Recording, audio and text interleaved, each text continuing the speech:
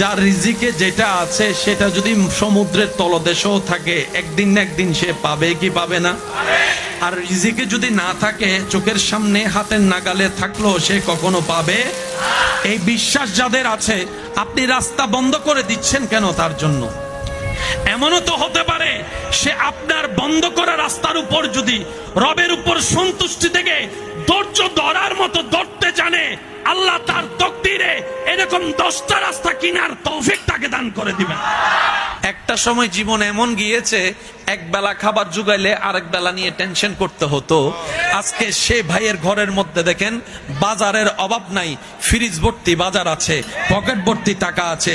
জিজ্ঞেস করুন, উনি বলবে আমি পরিশ্রম করেছি, রবের উপর ভরসা রেখে করেছি। সুবহানাল্লাহ। আমি কখনো হার মানি নাই, আমি কখনো ভেঙ্গে যাই নাই। জীবনের প্রত্যেকটা পরিস্থিতিতে আমি আলহামদুলিল্লাহ বলে রবের শুকরিয়া করে করে রবের উপর সন্তুষ্টি রেখে চোখ বন্ধ করে পথ চলতে গিয়েছি।